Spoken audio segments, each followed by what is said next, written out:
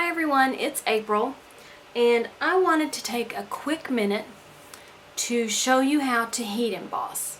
I know a lot of my videos I'll kind of skip over the heat embossing or just assume that you know how to heat emboss, which isn't really fair to you. So I thought what I would do is make a short video tutorial that shows you how to heat emboss, and then I'll refer you back to that video if you're new to my channel and you need to go back to how to emboss if I skip over it or I do it too quickly.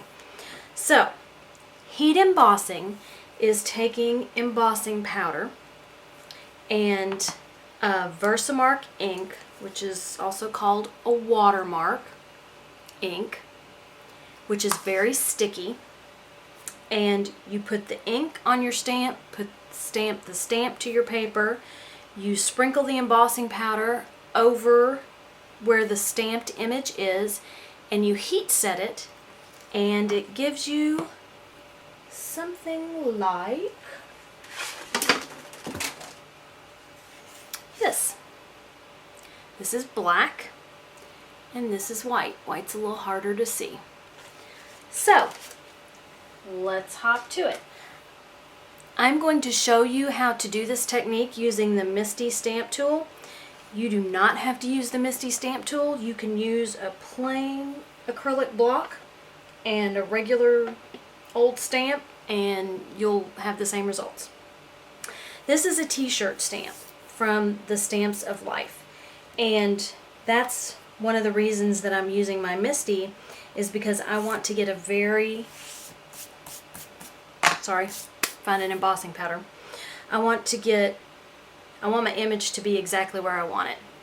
So I am going to, first of all, back up, April. First thing you want to do is you want to take some sort of de-static tool. So this is a powder tool from EK Success. These are, I always call them embossing buddies.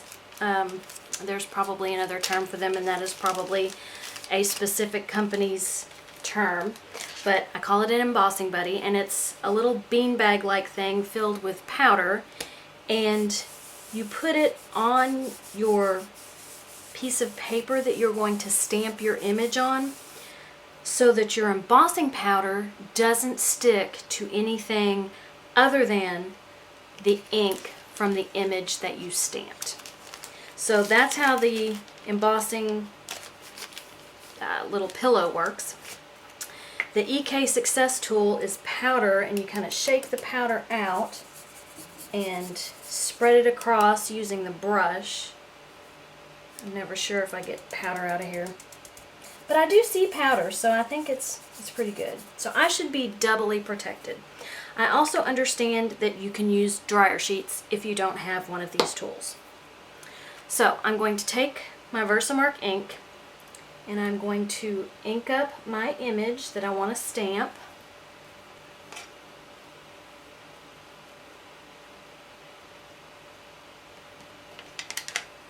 I'm going to stamp my image, put a little pressure,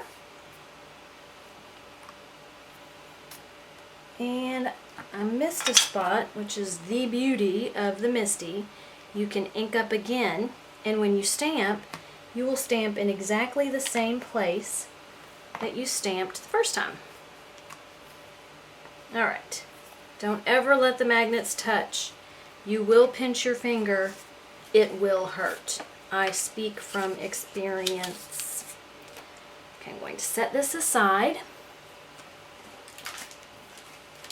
And I'm going to do this image in white. So I'm going to, this is a little tray that has an opening on the end, and this allows you to cover your image in the tray with embossing powder.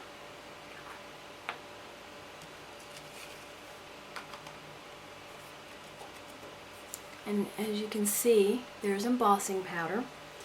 And then you take your little tray and you pour the powder back into your container of embossing powder, thus saving the majority of your powder. So you've used very little. Embossing powder lasts a long time.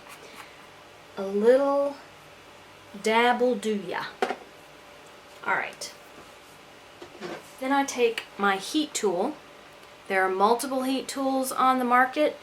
I really like mine. It gets really hot. It's by Marvy. It's an embossing heat tool. I'm going to turn it on. It's a little noisy. And then I am going to heat the underside of my stamped and embossed image. And it's going to curve a little. But that makes my embossing powder stick.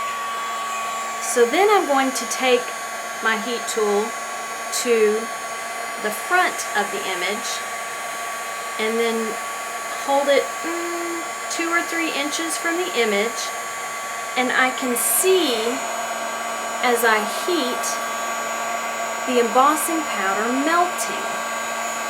And I'm hoping that you can see the same thing. The embossing powder becomes shiny. See on the happy birthday. And then I'm going to turn it because this tool does get very hot, so you don't want your fingers in the way. And it kind of just becomes magically embossed. And that is how you heat emboss. Everyone have a great day. Bye.